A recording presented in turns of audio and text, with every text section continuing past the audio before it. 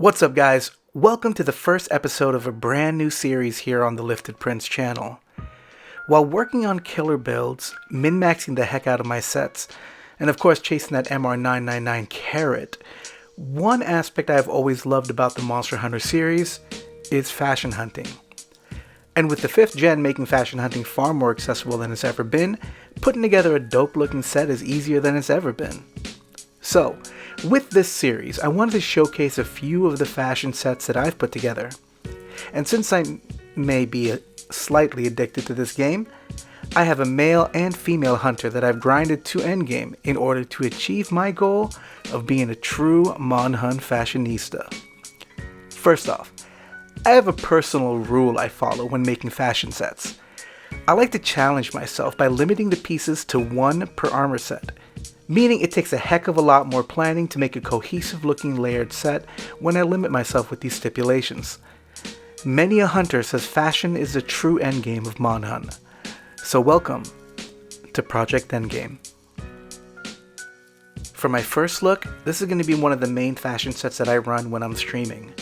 I call this one the Feudal Warlord, and the pieces I used in this set are the Barbania Patch, Master Rank, Golden Howdy from Rajang's High Rank, Sinister Demon Gauntlets from Master Rank Magnamalo, the Blood Malice Obi in the Special Armor, and the 5 Element Legwear, also in Master Rank. Given the inspiration behind this look, I feel like I captured the theme of a feudal era Japanese warlord. For example, I paired this with a greatsword, and I've run this look with every weapon, and honestly they all kind of fit. But aside from the greatsword, it also pairs exceptionally well with longsword, bow, and dual blade sets. This setup has incredible dyeability, and if purple isn't your jam, you can customize it to your heart's content.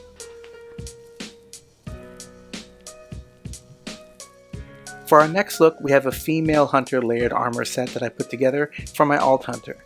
Again, going for a very Japanese aesthetic, I call this one the Wandering Swordswoman, and it ends up looking incredible with the flowing scarf that was added recently. So for this one, we're going to be using the Blood Malice Scarf, the Special Armor, the Zinogre Male X, that's Master Rank, the Medium's Prayer, that's in High Rank, the Azure Age Obi, a Special Armor set, and the Yukumo Sky Hakama, a Master Rank armor piece. Sets with this kind of aesthetic look like they're made for a longsword user, and this one is no exception. I wanted to make a layered armor set that looks killer with the new Blood Malice Scarf, and true to the Yukumo root present here in the leg pieces, the MR Zinogre chest armor goes great with it.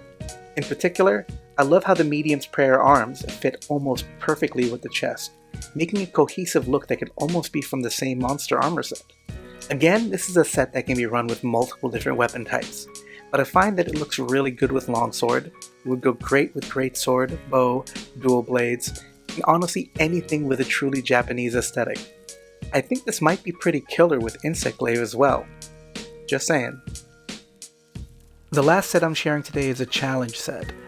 I put out a call to action to some of my streamer mutual friends, asking them to issue me a challenge by picking any random armor piece, then I would build a layered set around it. For this episode we have Purrodie, and her challenge was to do something with that Alice cat head. You know, that huge mascot carrot looking head, kind of like a Cheshire cat or something like that. So, of course I ran with it, and I injected a little bit of my personality into the equation, and with that, I came up with the Thunder from Down Under the Looking Glass. And the buff body really helped get that chaotic nature out. To make your own, I'm using the Alice head, buff chest, blossom cuffs, Gallus suit tail, and the Lenigan pants. All of these are special armor pieces. The dual blades felt right at home for this one, especially one of the claw type ones from one of the Megalas. Looking at some of the cutscenes, I found myself cracking up at how ridiculous I looked. Oh, and here we've got a serious key story moment, then the hero enters and... yeah. Honestly, I love sets like these. Sure, it's awesome to look badass while hunting monsters, but sometimes you just gotta get silly with it. And this armor set is without question silly to the core. And that rounds out this first episode of Project Endgame.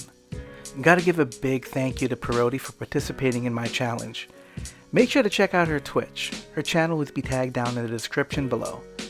Also, if you dug this content, please consider liking and subscribing to the channel. You can also catch me live on Twitch. I usually stream about 3 days a week, Thursdays, Fridays, and Saturdays, with a few random days thrown in between. I hope you enjoyed this peek into my fashion hunting mind, and stay tuned for the next episode of Project Endgame. But until then, you stay frosty, fashion hunters, and get lifted. Bye for now.